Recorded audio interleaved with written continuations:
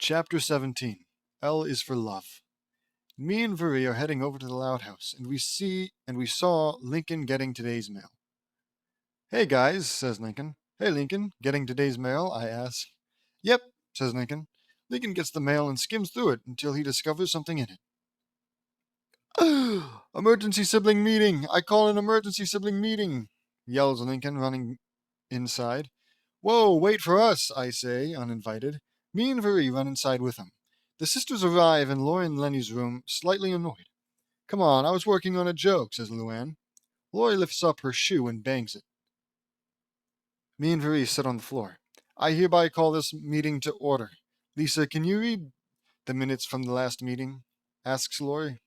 Item 1. It was resolved that in the matter of Lily's diaper pail, Lisa reads, Lincoln takes the previous meeting's minutes and crumples it up. Forget that. We need to discuss. He takes out what he found in the mail. It's a love letter, and it's addressed to L. Loud. The sisters gasp. Oh, dang it, I just swallowed my gum, says Lana. Lori takes the letter out and starts reading it. Oh my God, that's a lot of... we'll get there. Dear L. Loud, day after day, I hope and I pine. I'm too shy to come forward, but I wish you were mine. Signed, your secret admirer? Questions Lori. Well, but wait, who's it for? Asks Lynn. L. Loud could be any one of us. You don't say. Just to tell you, Marie, I did not write that letter. What? Oh, yeah, because he's so faithful. Just to tell you, Marie, I did not write that letter, I say. I know you didn't, JD, says Marie. Clearly the letter's from me, and it's from Bobby. I mean, duh, right? Says Lori. No, not duh. That letter could be for any of us, says Luann. I mean, yeah, it's a secret admirer, and Bobby is anything but, so it's, not for Lori. Anyways, I know it's not from Ronnie Ann. She gives me hugs in person, says Lincoln. Oh, here we go. Begin a series of flashback, singular, to various times Laurie's siblings have come across someone they happen to like. First, Luann is practicing her pantomime at school when a boy mime bumps into her box she's trapped in. The two act it out. Next, Lana is working in a repair garage with a boy mechanic. Lana looks in her toolbox for a wrench, but can't find one. The boy gives her his wrench. Chains to Lenny at the mall trying to decide between two matching sweaters, one pink and one purple, and having trouble choosing. Chaz clears his throat to get her attention and shows her the sweater with purple and pink stripes, which Lenny loves. Cut to Lola performing a baton twirling routine in a pageant. One judge gives it a 9, another gives it an 8, and another gives it another 9. One boy about Lola's age gives it a 10. Lola blushes and smiles. Switch to Lucy attending Embalm Con, okay, and looking at the booth for R.I. Pete's coffins and urns. Lucy sees and gasps at the sight of such an amazingly crafted coffin. A fellow goth boy admires it with her. Meanwhile, in Miss Shrinivas,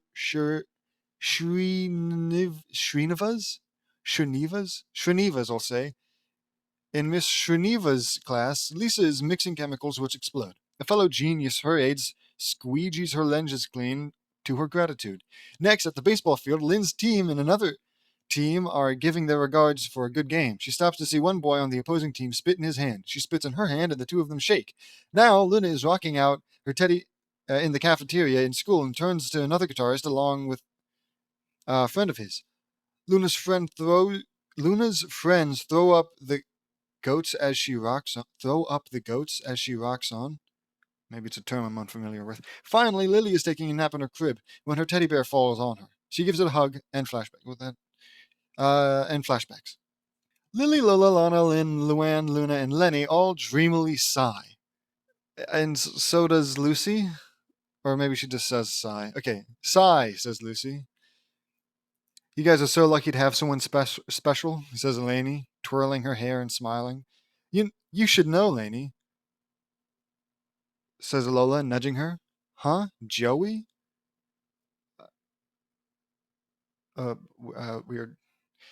Flashback to Lainey in art class with Joey. She dropped her paintbrush and went to pick it up, but Joey picked it up for her. Lainey smiles at him and he smiles back. And flashback. What?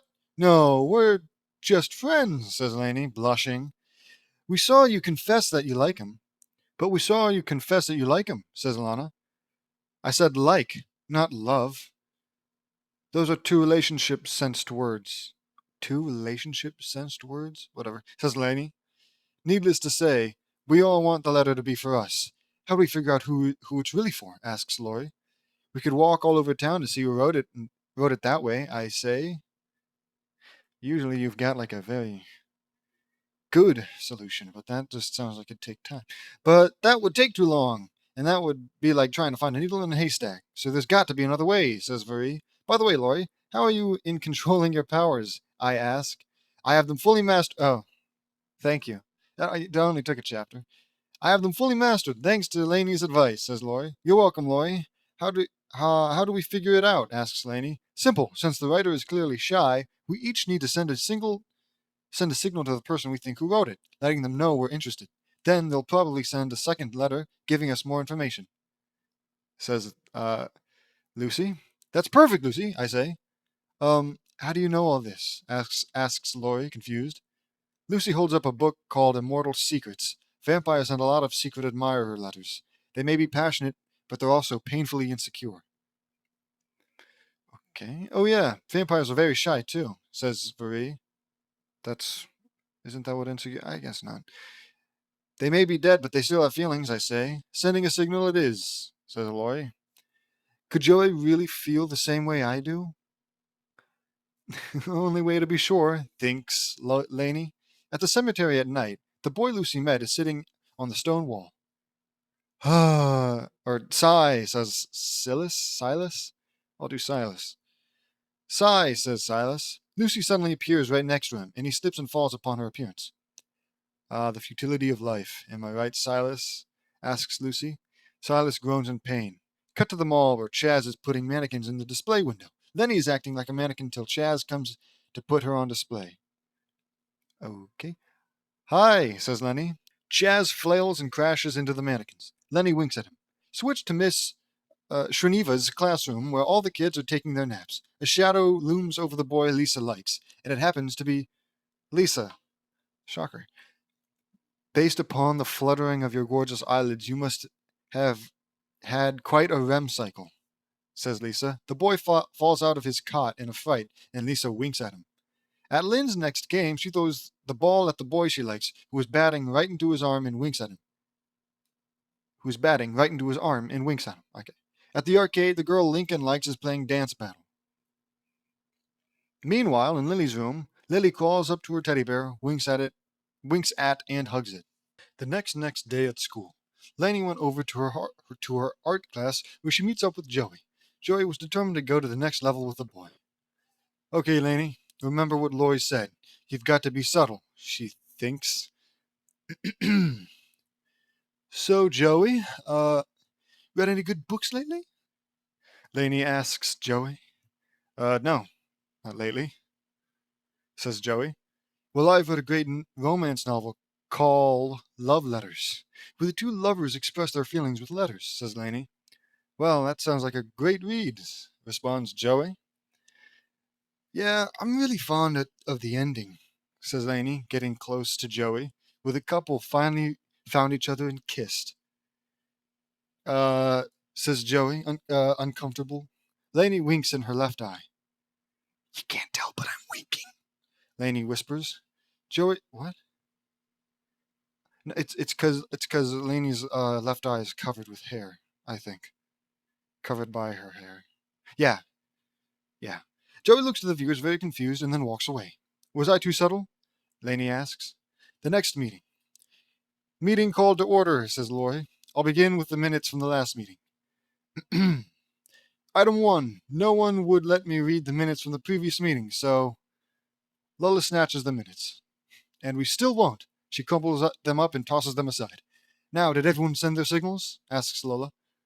I texted Bobby a series of romantic emojis, says Laurie. Great, I say. Yep, Allie sent mine to Benny, says Luann. Flashback to Luann and Benny rehearsing for a school play. She slips a whoopee cushion onto his throne, which he sits on. He blushes and gives Luann an embarrassed grin, and she gives him a wink. And flashback. Me and Marie laugh at Luann's joke. I let Winston know the score? Oh, says Lola.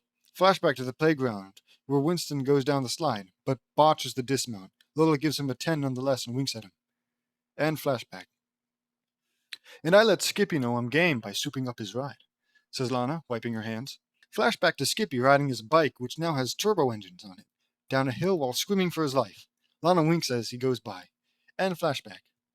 You put turbojets on Skippy's bike? Lana, that's crazy, I say.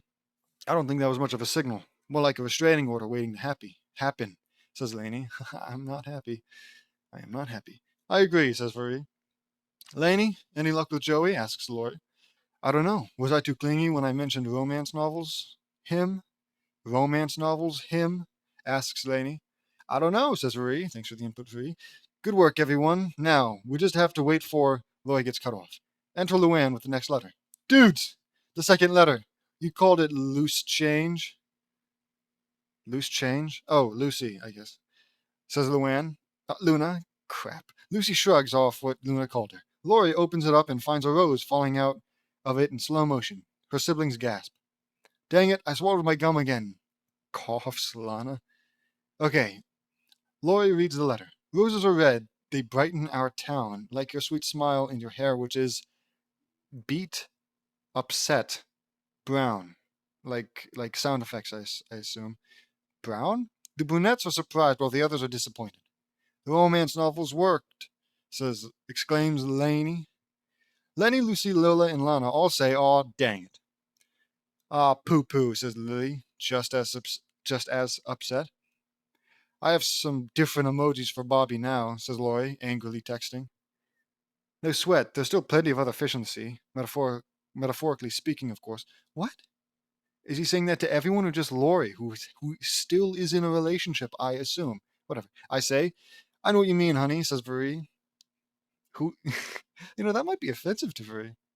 Being a mermaid and all. Whatever. So the secret admirer contest is down to Luna, Luann, Lynn, and Lisa, says Lincoln. Luann, Lynn, and Lisa cheer, but Luna doesn't. Luna, why aren't you cheering? Asks Lenny. Yeah, and come to think of it, you never told us the signal you gave Sam, says Luann. That's because I didn't give one. The more I thought about it, the more I realized. Sam's way out of my league, dudes, says Luna, insecure. The others disagree and encourage her. No way, that's not true, says Lincoln. Yes, Luna, you are totes still in this. Okay, Lucy, what's the next step? Asks Lori. Lucy consults her book. Well, since the secret admirer sent a rose as a token of their affection, we need to deliver a token in return. Then there should be a third and final love letter requesting a rendezvous, says Lucy. The brunettes start cheering. Rockin', says Luna. This is so exciting, says Luann. I hope it's me, says Lynn. Me too, says Lisa. Me three, says Lola, wearing a large brunette wig. Nice try, Blondie, says Lana, taking Lola's wig off. Lola concedes. Got to give her an A for effort, though, I say. The next day at school. Joey was walking by until he saw Lainey leaning on the lockers. Oh, hello, Lainey, says Joey. Hey, Joey, I have a surprise for you, says Lainey. Really? What is... Joey gets cut off. Lainey grabs Joey's hands and they run through the halls. Whoa! They stop in the cafeteria in front of something hidden under a tarp. To commemorate our friendship, I've made you this lovely... I've made you... Yeah, this lovely piece just for you. Behold! Lainey pulls out the tarp and reveals it to be a sculpture of Joey made out of mashed potatoes. Wow, Lainey, you made all this? Asks Joey. Yep. Out of all the mashed potatoes in the cafeteria, says Lainey. Oh, says Joey. Is something wrong? Asks Lainey. No, it's fine. It's just that I don't really like mashed potatoes, responds Joey. Well, what, are you going to eat it? What? Ah, I should have known. Lainey smacks herself on the head 3 times. Stupid, stupid. Hey, says a lunch lady off screen. Pans to the lunch lady who's angry at Lainey. Lunch lady who's angry at Lainey. Yeah. What are you doing with my mashed potatoes, you creep? She throws a ladle at Lainey. But I show up and grab the ladle out of the air. Nobody hurts my friends while I'm here, say I turned the lunch lady over to Principal Huggins? Lisa gives the boy she's crushing on a box with a note. Like, why did you even write that in? All of this is original, isn't it? Lainey is not a character from the original show, so you wrote all this in, including the part where the lunch lady antagonizes and I guess technically assaults Lainey, just so you could show up and be all like, nobody hurts my... That's so dumb! Okay, back to the reading. For you, says Lisa. The boy takes it out and reads a note. Your flowers and poem were a decent start. My token for you is a beating heart, reads David, opening the box to see that there really is a beating heart in there. It's from a pig in the biology lab, says Lisa. David screams and runs away. Guess he's more of a chemistry guy, says Lisa. Meanwhile, at middle school, Lynn is getting ready to show her affection to her crush. Because I think you really rock, I give to you my lucky jock. Lynn fires her jock at him, which lands on his face and blinds him. She shoots. She scores, exclaims Lynn, seeing him fall into a trash can. Oops. Flag on the play. Meanwhile, in the auditorium, Luann walks up to Benny, who's working on the set for the play. It's true that I do a whole lot of joking, but I have feelings. But I have feelings too, and this pie is a token. Is that supposed to rhyme? It's true that I do a whole lot of joking, but I have feelings too, and this pie is a token. Okay, I see. Luann takes out pie and hits Benny with it. Benny, blinded by the pie's cream, stumbles into the stage backdrop and gets buried under it. I guess you really fell hard for me. Get it? Ooh. Stop it, Luann. We're trying to find love here, says Luann, getting a glare from Benny. Meanwhile, at the high school, Luna is waiting for Sam on the bus. Roses are red, McSwagger is sick. My token for you is my favorite pick. Practices Luna. Sam and the other music lovers pass by Luna, who was too shy to give Sam her pick. Dream on, Loons. You're the owner of a lonely heart, sighs Luna. In the living room, another meeting is being held. Okay, brown-haired louds, did everyone deliver their tokens? Asks Lori. Check, says Lynn. You betcha, says Luann. Affirmative, says Lisa. Yeah, says Lainey. Despondent? I don't even know what that means. What's wrong, Lainey? Asks Lincoln. I'll tell you what's wrong. I messed up, both figuratively and literally. How was I supposed to know Jamie doesn't like mashed potatoes? I was nearly assaulted by the lunch lady. JD defended me and got the lunch lady fired, says Lainey. Everyone gasped. You got our lunch lady fired, JD? Asks Lincoln. What she did was child abuse, and I would not stand for it. So I had to do the right thing. You're such a hero, JD. I say, we've returned to the mashed potatoes, and I used my powers to make them fresh again. Of course you can, Viri. What? Wait, Viri? You used your water powers to make them fresh again? If anyone can do that, it would have been Lainey, who was there when it happened. She's got plant powers, dude. JD, how do you mess... Okay. Thanks for that, guys, but now I'm not sure that Joey doesn't feel the same way I do, says Lainey. The other sisters disagree. Don't say that. We all do crazy things for love. Luna, how about you? Were you successful with your token? Asks Lori. I didn't give my token. I bailed, dudes. I'm telling you, there's no way Sam digs me, says Luna. Some of us blondes would kill to still be in the running, says Lola, grabbing Luna's shirt collar. Don't quit now. Luna looks scared. Lenny screams in surprise. Gosh, you guys, the secret admirer is the mailman, says Lenny, taking out another love letter. He just handed me this letter. I don't feel the same way about him, so I let him down gently. That's kind of funny. Everyone looks at Lenny dumbfounded for a second. Lori takes the next letter and opens it. Dear L. Loud, here's a third letter, 'cause I'm still feeling skittish. I dig your sweet sounds and love of all things British. Everyone gasps at the sound of it. At the sound of it? Especially Luna. Luna, it's definitely you, says Lincoln. Guys, Lucy was right about what happens next. Listen. Lori continues reading. I think it's time we put love on the menu. Pauses. Aww. Continues. Meet me tonight at Bangers and Mosh, the British Eatery in Rock Avenue? Okay. Whoa, this is really happening? What do I wear? Asks Luna, surprised. Her siblings cheer and carry her upstairs, except Lenny. I'll be right there. I just want to make sure the mailman is okay, says Lenny. At Bangers and Mosh, me, Marie, and the kids are looking around for Sam. Guys, I don't see Sam anywhere, says Luna. Maybe Sam's hidden behind that dork in the big British hat, says Lana. Whoa, that dork is sitting with Mom, says Lynn. That's Dad, says Laney. Oh, Lynn realizes. Boy, Mr. Lynn looks awesome in a British Royal Guard hat, I say. The kids, me and Marie, approach their parents. Kids, JD, Marie, what are you guys doing here? Asks Lynn Sr.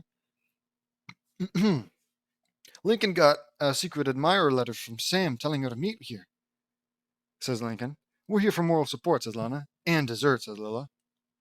Oh, there's something in my eye. You look awesome in that British... Oh, here it comes. You look awesome in that British Royal Guard with the hat, Mr. Lynn, I say.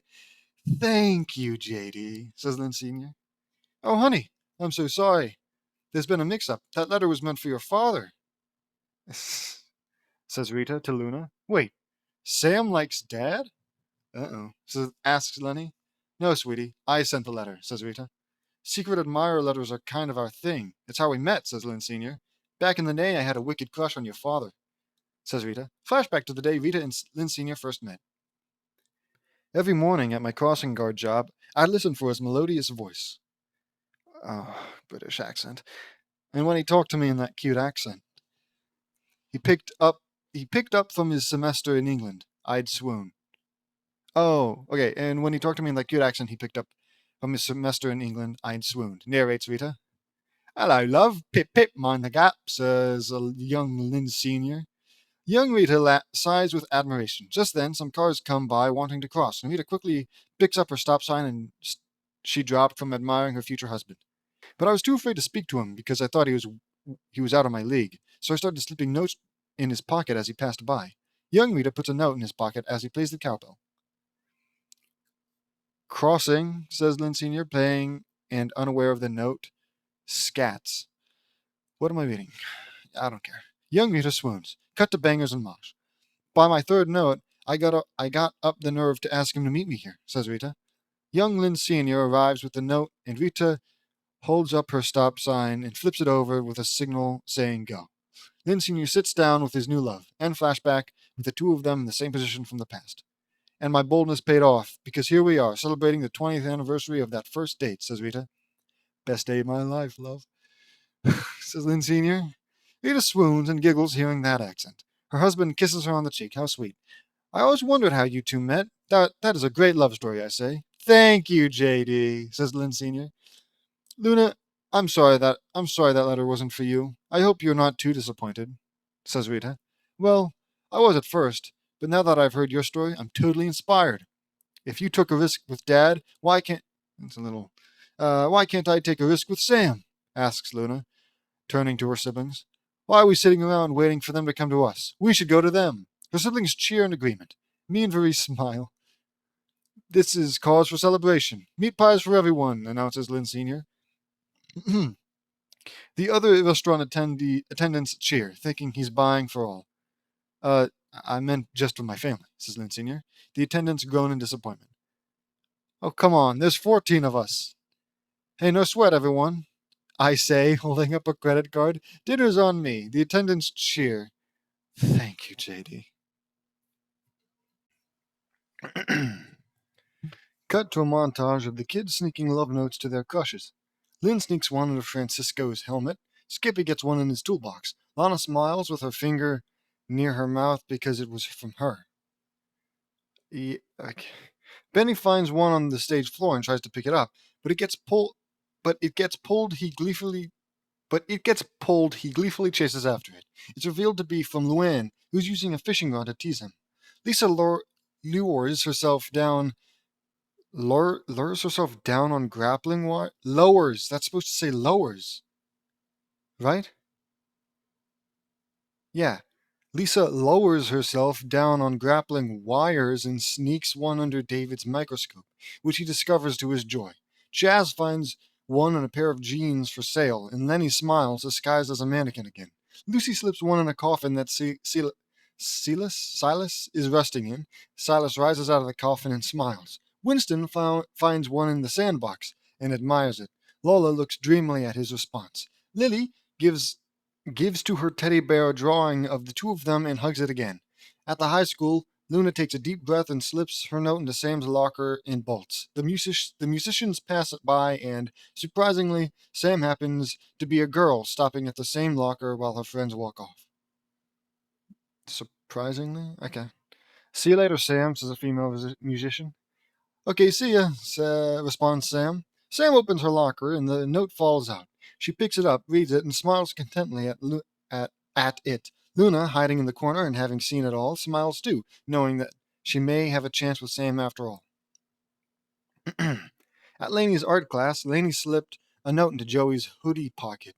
Once the class ended, Joey reached into his pocket to find the note inside, and he reads it. As Laney went up to her locker, Joey went to her.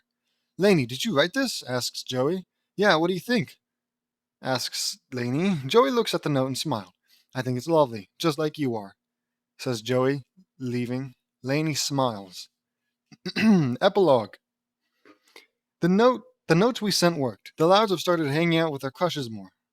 A few days later, Meavery, Lincoln, Lenny, Luna, Luann, Lucy, Laney, Lola, and Lana, and Lisa are hanging out in the living room with our respective crushes, except for Luna. Well, then you shouldn't have put her in the list, should you? Lincoln and Ronnie Ann are playing video games. Lori is taking Bobby on a fly around the city. Oh, right. Because she can fly. Awesome. Lenny and Chaz are in Lenny's room trying on different clothes. Me and Vri are snuggling on the couch. How sweet. Luna is strumming her guitar. Luann and Benny are going over lines for their play. Lynn and Francisco are playing football in the front yard. Lisa and David are doing experiments in her room. Lucy and Silas are reading a vampire novel in the fireplace? Maybe that's supposed to be by the fireplace. Laney and Joey are reading books on the greatest paintings in the world. Lana and Skippy are playing with toy trucks, and Lola and Winston are playing with dolls. Boy, you guys all had crushes.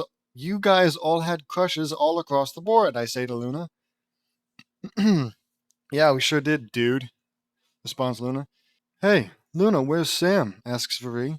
I'm excited to meet this person. Yeah, you said Sam would be here, says Lincoln. Don't worry, dudes. She'll be here in a few minutes, says Luna. The doorbell rings. Oh, that must be her now. Me, Lincoln, Lenny, Luann, Lucy, Laney, Lana, and Lola all say, her? I see what's going on here, I say. Luna opens the door to see Sam. They hug. Dudes, this is Sam. Sam, these are my siblings and my best and my best friend, JD, and his fiancée, Vri, says Luna. Hi, I'm Sam, says Sam. I walk up to her. It's a pleasure to meet you, Sam, I say. Same here, JD. I've heard so many good things about you. Of course you have, says Sam. It's mutual. And also, I pull out a business card from my wallet with the rainbow flag of gay and lesbian pride on it and show it to her. I'm a huge supporter and advocate of same-sex rights. I carry this card around just so everybody knows. You know what they always say. It's always the guys insisting that they support things the most, or that they aren't something, or that they are something. That when they're actually the opposite. But obviously, JD is perfect as a character. Racism, bigotry, and discrimination go against everything I believe in. Okay, well, gay and lesbian pride doesn't have much to do with racism unless they're, I guess, black, gay, and lesbian people. But let's not. Bless you, bless you, JD. I guess it's better than thanks, JD, says Sam. You rock, dude. Nobody gives me praise like this, when I'm not homophobic. Where's my my thanks, my blesses, my rocks? Whatever, I'm getting off track. The Varian Louds cheer Varian Louds cheer for me. Luna introduces them to everyone. Yeah, let's hear 3 cheers for JD. Nobody else got any cheers. Are we just supposed to assume JD is the only person who isn't homophobic? Who cares? The end. Wasn't this episode great? I ask. We all cheer. What? Now, it is never okay to Now, it is never okay to judge someone on their appearance, color of their skin, religion, beliefs, or sexual orientation. Thank you, JD. Bigotry, racism, persecution, and discrimination is wrong on so many levels. I think he's doing it. Yeah, he's ending all racism and bigotry and blah, blah, blah, blah, blah. It ruins people's lives and more, says Laurie, who shouldn't be here. Laurie is taking Bobby on a fly around the city, so Laurie shouldn't be here. But who am I? Who am I to question JD's? Whatever. You can make a difference in this world and put a stop to all this hatred, says Laney. There have been numerous incidents in the past involving this, says Lola. I know. You have the power to stop all this madness. If someone you know is getting judged because of race or hatred, do not hesitate to help out. Call the police and help in any way you can, I say. It's wrong on so many levels, dudes, says Luna, my bad. You can make a difference in the fight against hate, says Free. We hope you had a great time with us and see you again soon. Until then, bye, says everyone. This message is brought to you by Stop Racism. Another fanfiction complete. It's true, everyone. I despise bigotry because I was having my doubts. I despise bigotry, racism, and discrimination with a terrible grudge. It's totally anti-God, and it goes against everything I believe in. Was it anti-God when you blew up all of not Springfield, Quahog? Was it anti-God when you constantly tortured Peter and Lois Griffin? I'm getting off track again. Until next time, this is JD signing off. Chapter 18, Fool's Paradise. The siblings Sans and Luann are talking about something in Laurie and Lenny's room. Sans? Luann? The siblings Sans Luann. The siblings Sans Luann? Is it and Luann? Save for Luann? Whatever. And that's why, and that's why I propose we cryogenically freeze Luann for April Fool's Day, says Lisa, showing a cold sleep chamber. She can't break us if she's frozen solid. Lori, Lenny, Luna, Lynn, Lucy, Lana, Lola, and Lily all look at her, shocked at such a suggestion. Oh, come on, she'll maintain brain function. Well, a little. It would be cool if we froze her until the year 3000. I saw that in a silly sitcom cartoon at one time. That must be a Futurama reference. I say. Well, thank you, Lisa, for that suggestion. We'll keep in touch. Okay, anyone else? Asks Lainey, pushing Lisa. The twins look at each other. Lana and I have an idea, says Lola. Lisa moves her chamber out of the way, and the twins place a standing pot. Lincoln comes in wearing some kind of hazmat suit. They spin him around on a platform like a model. We call it the Prank Me Not poncho, says Lola. She pulls a cord, causing the suit to inflate a bit. The inflatable lining cushions you from all manner of pranks. An automated boot kicks Lincoln. Ow, says Lincoln, getting hit by a spring-loaded boxing glove. Ooh, ow, I can feel that. Not a problem. We just need a little more air, says Lola. Lola pulls the cord again, but it comes off, causing the suit and Lincoln to float up to the ceiling. Does anyone have an idea that will actually work? Asks Lori. April Fool's Day is this week. Wait a minute, why are we doing another April Fool's Day episode? Oh, whatever.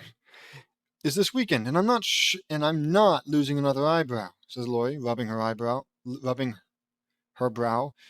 They're starting to grow in course. I say we post bad reviews of Fanny's Prank Emporium and force them out of business, says Luna. Ooh, that's good. We eliminate her supplier. We eliminate the problem, says Lynn. We're too late for that. Luann got her prank supplies shipped to an offshore warehouse months ago, says Lincoln. The other sisters look at him speechless. She told me that to scare me. It totally worked. Well, I say we put her in restraints again, says Laney. That won't work. She escaped last time, says Lynn. That's because we put her in a crate. This time, we put her in a straitjacket. She can't prank us if she can't move her arms. Says Laney. Good idea, Laney, says Marie. What if she doesn't use her arms to prank us? Asks Lucy. Already thought of that. We'll also lock her up in her room until April 2nd, says Laney. Good thinking, I say. But what if she escapes from her room and gets out of the straitjacket? Asks Lucy. Then we'll evacuate into the van before she can get there. I'm not going to win this argument, am I? Asks Laney. The siblings shake their heads no. Laney sighs in defeat. Lenny, are you even paying attention? Asks Lori, noticing Lenny reading a magazine. Oh, sorry, I was just reading this ad for a clown camp that takes place over April Fool's Day weekend, says Lenny, showing them said ad. What? Ask, say, exclaim all of Lenny's siblings angrily. Lincoln grabs the magazine and looks at the ad. This is perfect. If we send Luann to this camp, she'll be 2 states away from us, says Lincoln, noticing the price. Ooh, but it costs $500. I start having suspicions about it, but don't show it. The sisters look at okay. The sisters look at each other. Cut to Rita looking at the ad. Well, that is a lot of money, but if it means we don't have to spend April Fools in these suits, I'd say it's worth it, says Rita. It's revealed that she and Lynn Sr. are stuck on the ceiling wearing prank me not ponchos their size. Agreed. Someone tossed me my checkbook, says Lynn Sr. Later that night at dinner. A weekend at Funny Farms Clown Camp? Oh, this is a dream come true. Oh, thank you, thank you, thank you. But what's the occasion? Asks Luann, looking at the pamphlet for the camp. Why do we need an occasion to spoil our favorite little comedian, huh? Asks Lynn Sr. Luann joyfully hugs her dad, but then realizes, oh wait, it's on April Fool's weekend. Lynn Sr. suddenly does a spit take on Lisa. Is it? I didn't realize. I don't know if I can be away from my family on my favorite holiday, says Luann. Ah, but think about all that fresh meat at the camp just waiting to be pranked, says Lynn. That camp is aching to see your comedic genius, says Laney. Oh, you're right. Well, in that case, I can't wait, says Luann, enlightened. Ha ha ha. Get it? Oh, I can't wait. Ha ha ha. Get it? Everyone else laughs nervously.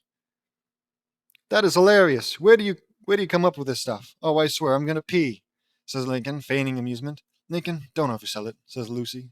The next morning, the Louds left in Vanzilla for Funny Farm, and me and Marie go into the Loud house and sneak into Luna and Luann's room. Why? That's breaking and entering. I assume, unless, oh, you're such a good family friend, they just, whatever. We begin searching it.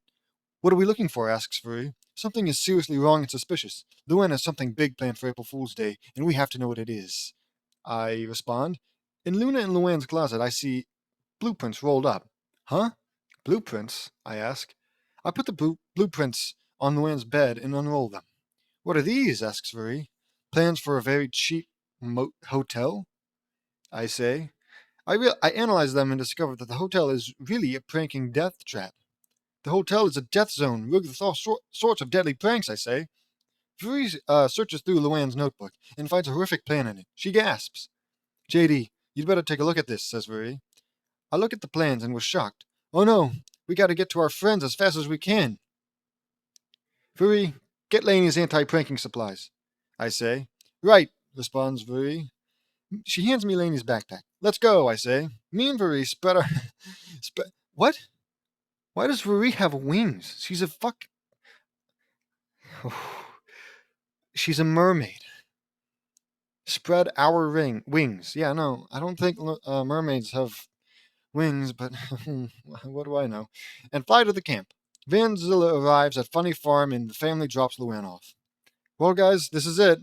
I'm really going to miss you, but, says Luann. The rest of the family eagerly bid her farewell. Wait, I changed my mind, says Luann. Punch it, Dad, says Luna, horrified. Luann opens the door and her siblings scream in horror. I want the blue clown shoes, not the pink ones, says Luann, holding up pink shoes. Her siblings sigh with relief. Here, take them all, says Lynn, giving her the blue shoes in a hurry. Take mine too, just to be safe, says Lenny, giving her own shoes in a panic. Vanzilla drives off with the rest of the family cheering. Luann shrugs off and heads inside the camp. Later that night, Vanzilla suddenly breaks down in the middle of the road. Ah, dang it. Sorry, guys. Looks like Vanzilla just died on us, says Lynn Sr. I'm on it, Dad, says Lona, checking under her seat and gets nothing. Huh, that's weird. I thought I packed my toolbox. It's okay, sweetie. We'll just get a tow in the morning. There's a motel right there, says Lynn Sr. Butts Motel. Free Wi-Fi, color TV, air-conned, which I can only assume means air-conditioned. Lola Loud does not stay in two-star motels, says Lola, scoffing at the motel's condition. One of the stars on the signs breaks off. Well, there you go. Now it's a 1-star, so you're good, says Rita, smugly. I don't care that it has 40 stars, as long as I'm not with Luann, says Laney. Lola pouts. The family is now in one of the rooms, all sleeping except Lana. And please watch over Cliff, Charles, Gio, and Walt, and Izzy. Hops, Bitey, Fangs, El Diablo, praise Lana. Lana, says Lori, waking up crankily. Crankily? Yeah. But I didn't get to my ant colony yet, says Lana. Good night, exclaims Lori. Lori goes back to sleep, and Lana curls up and goes to sleep too. Just then, a cricket starts chirping nonstop, waking Lincoln up. Seriously? That's not bothering anyone else? Asks Lincoln. Oh, my bad. Those gas station burritos always get me going, says Lynn in a hammock. Not that, the cricket, says Lincoln, who starts walking across the room, stepping on his sisters sleeping in the spots along the way. Ouch, says Lisa. Seriously, dude, says Luna. I'm sorry, I can't see anything. Let me just turn on a light, says Lincoln, flipping the switch only to somehow turn on the TV at full volume. Lincoln! Yell his sisters and parents, waking up furiously. Sorry, says Lincoln, frantically pulls the knob on the TV, which somehow activates his parents' bed's vibrating setting. Okay. Lincoln! Lynn Sr. falls out of the bed. Oh! I'm sorry, I can't figure out how anything works in here, says Lincoln. As Lincoln keeps trying to shut everything off, the alarm goes off, and Lynn turn it off, and the coffee machine starts leaking. Lincoln, stop hitting switches. You're making things worse, says Rita. Looks for the plug. Now where's the dang plug for this thing? She gets hit by a following wall light? Maybe that's supposed to be falling? Ow! I'll get some more towels to clean up that coffee, says Lenny, running to the bathroom and gets sprayed by a blast of water and screams. I got it, says Laney, who walks over to the leak, but she slips on the coffee and falls down. Ow! Suddenly, everything stops. Well, that should do it. Whoever wired this place has no idea what they were doing, says Lana. Shows she wired everything properly. I think they knew exactly what they were doing. Look what I found, says Lincoln skeptically, holding up a synthetic cricket with a familiar logo. This cricket is a fake. It's from Fanny's Prank Emporium. Everyone else gasps. That's where Luann gets all her pranking supplies, says Lori. You don't think she's behind this, do you? Asks Lynn. No, it can't be, responds Laney nervously. Rita scoffs at the notion. She can't be. She's at camp. I'll call her right now. Rita calls Luann. Hello, family. I hope you're enjoying your stay. Buckle up. There's no telling what's going to happen next. Mwahahaha. Get it? Says Luann's voicemail. We're all going to die, yells Laney. Everyone except Lynn Sr. screams. Laney, why are you panicking? Don't you have your anti-prank equipment? Asks Lincoln. No, I left it at home because I thought I didn't have to worry about Luann anymore, now that she's at camp. But she's not at camp. She's here, pranking us. Laney shakes Lincoln. I'm not ready, man. I'm not ready. Me and Marie arrived at the Butts Motel, and we see Vanzilla there, and we hear the louds screaming. We're too late. The pranks have begun, says Marie. No, they haven't. I sense that nobody got hit yet. Come on, I say. Me and Marie smashed through the ceiling of the room the Louds were staying in. God, I hate this. Hey guys, I say. JD, Marie, how did you guys find us? Asks Lincoln. We're saved, exclaims Laney. We found out what Luann was planning, and we set out to save you. I say. This whole hotel is a very elaborate ruse. It's part of her biggest April Fool's Day prank. She has someone on the inside of this whole scheme. She put a fake ad for a funny camp in one of Lenny's magazines and set up this whole motel to become a pranking death trap. Isn't that right, Mr. Lynn? I ask. Everyone looked at Lynn Sr., and he was sweating bullets. I have no idea what you're talking about, says Lynn Sr. nervously. Drop the act, Mr. Lynn. We know what Luann was planning for this day, says Marie. Me and Marie searched through Luann's things and discovered everything that she's planned. You were in on this whole thing? Miss Rita, read this and you'll know. I say. I hand Rita Luann's notebook, and she and the Loud siblings read it, and they are shocked and turn to Lynn Sr. Honey, is this true? Asks Rita. Okay, I'll admit it. I've been on Luann's scheme the whole time. A few weeks ago, she came to me. Flashback to Lynn Sr. driving in Vanzilla. He's whistling casually, and only to see Luann in his rearview mirror, sporting a malicious grin. He screams at the sight of her. And and said she needed an inside man to pull off her biggest April Fool's ever.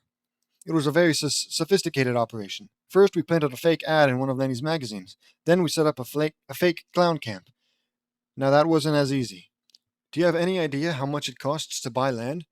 We faked the van breaking down with a little help from one of Luna's fog machines, and of course, Luann wasn't going to miss saying you all get pranked. The manager? That's her. She's been watching everything on the security cameras. All the events explained are shown with Lynn Sr. looking guiltily with the operation going by. When Luann checks the cameras, she takes off her disguise and laughs evilly. End flashback. Dad, how could you sell out your own family like that? Asks Lincoln. Luann promised me a prank-free decade. A decade, kids, responds Lynn Sr. And you believed her? Asks Laney. I hope it was worth it, says Lincoln, betrayed. For shame, Mr. Lynn, I say. Oh, it was not worth it. I feel terrible. What kind of father am I? What kind of husband? Asks Lynn Sr., guiltily? Yeah. Lynn Sr. starts crying in shame. It's okay, Dad. You're not the bad guy here. Luann is, says Lincoln, consoling his father. No, son. I'm just as guilty. I went along with her, says Lynn Sr. That's because she tempted you. But that's okay. You still have a chance to stop all this, says Laney. Me, Marie. There's no comma between Marie and Rita, but that's fine. Me, Marie, Rita, and the loud kids agree. You're right. Maybe it's not too late to redeem myself. What do you think of putting Operation Team Up and get back at Luann for causing years of emotional damage, and also think of a shorter name for this operation into action? Asks Lynn Sr. I'm in. And how about Operation April Fool's Retribution? Oh, that's so cool. I say. That's perfect, says Lynn Sr. I'm in too, says Marie. I'm in, says Lincoln, determined. Me too, says Laney. Here, Laney, you'll need this, I say. I hand Laney. Oh, here it comes. Actually, it's different. I hand Laney her anti-pranking supplies. My anti-prank supplies. You're a true friend, JD, says Laney. I'd do anything for my friends, I say. I'm in too. I'm going to literally turn Luann into a human pretzel, says Lori. I'm totes in, says Lenny. Save seconds for me, dude, says Luna. I will pulverize her for this, says Lynn. The spirits will never forgive her for this, says Lucy. I'll put raw sewage in her pants, says Luna. That's gross. I'll give her an injury she will never heal from, says Lola. Affirmative, says Lisa. Poo-poos. That shouldn't have made me chuckle. Poo-poo, says Lily. Let's get her, says Rita. It's payback time, I say, cracking my knuckles. Oh, that's cool. Hold on. Nah, I tried. I couldn't. Back in the security room, Luann watches as her mother and father, siblings and best friends have now teamed up against her. Drat. My friends and family have turned against me, says Luann. An explosion blasts a hole into the security room, and in came Meavery and the rest of Luann's family, and with angry faces on. It's over, Luann, I say. You've tormented us long enough, says Lori. Welcome to the corner of pay and back, says Marie. That's dumb. That's a dumb threat. Laney uses her plant powers and entangles Luann in vines, and Marie fires a torrent of water that smells like rotten fish at her. Fuck yeah! Lana threw mud globs at Luann, and Lola sprayed... What? What did... Lana just has mud globs, I guess, at Luann, and Lola sprayed Luann with dandelion perfume. Gah, I'm allergic to dandelion, says Luann, sneezing uncomfortably. Well, that might kill you then. I didn't know Luann was allergic to dandelions, I said. You figure some things out, JD, says Lola. Lisa, did you make homemade dandelion perfume for Lola? Asks Marie. Affirmative, says Lisa. What? A drop of glowing blue water from the sprinkler system lands on Lily's head, and she glowed a neon aqua blue and was in a tornado made of pure water. What the actual fuck am I reading? Lily started to change. She became a beautiful little lady. She looked like she was 10 years old and had a lavender and black clothes on. She landed on the floor. What? What? Wait, how did this happen? Hold on. Okay, they spray Luann with the dandelion perfume. She's allergic. JD didn't know that. Lola says you figured things out. Viri asks Lisa if she made homemade dandelion perfume for Lola. I don't get it. What? Affirmative, says Lisa, and then a drop of glowing blue water from the sprinkler system, which I guess activated, drops on Lily's head. She glows blue, blah, blah, blah. Now she's a beautiful little lady. She looks 10 years old. She had lavender and black clothes on. She landed on the floor. Oh my God. What? What happened? I can talk, says Lily. Lily goes to the mirror and looks at herself. I'm a kid like Lincoln. I get you were always a kid. Whoa, I feel weird. Wait. Lily then raises her hand and fires a blast of glowing blue water. What is? I have water powers like Vree! Gasps Lily. Lily then went over to everyone and fired a huge jet of high pressure water. Lily, is that you? I ask. It sure is, JD.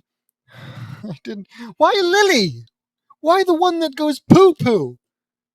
And why did you age her up? This is weird, man. Oh my God. I don't know how this happened, but I'm now almost at Lincoln's age, says Lily. Oh, Lynn, our youngest is all grown up. Yeah, oh yeah, just take it in stride, Rita. Lily, you look amazing, says Free. Lily, you've become a beautiful young woman, says Lainey. Lily, you just had 10 years of your life stolen from you. And nobody cares. Well, no, they do care. But they certainly aren't concerned. I'll have to look this up when I get back home, I say. We stopped, and Luann was completely drenched, and she smelled horrible and was still sneezing. Maybe you learned your lesson about why pranks hurt, Luann. Oh, we're just gonna go back to that? Your youngest just had 10 years of her life whisked away because some blue water from the sprinkler system landed on her head? What the fuck? I then notice a calendar hanging on the wall and discovered a strange surprise. Wait a minute, I say. I walk over and discover that it was June. It's not April, it's June. Luann duped us, I say. How do you not know that? How is that? What? How does nobody in the family know it's June instead of April? When you're in terrible when we get home, says Rita. Meaver and the Louds got in Vanzilla and drove back home. We arrived back home, and in the living room, Lynn Sr., Rita, and Luann's siblings look at her with angry faces. She got 2 months of grounding, and hopefully, an EpiPen. Because if someone's allergic to something, I guess maybe there's different levels, but whatever. Marie discovered that Luann changed all the calendars in the house to 2017's calendars 6 months early and played everyone for fools, and I guess nobody noticed. I looked up the source of how Lily became this, and I was surprised at what I discovered. Let's hear it. Oh my God!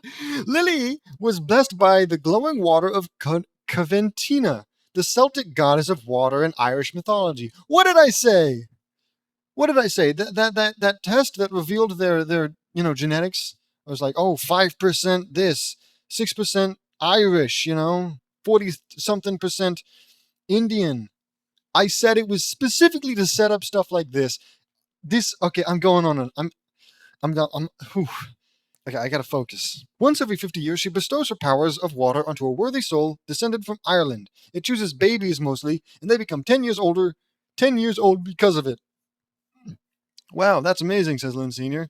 Yeah, but what was it doing in a sprinkler system in like some crappy motel? And of course, it just so happened that you guys were there. Why was the sprinkler system even going off, or did it drip? Whatever.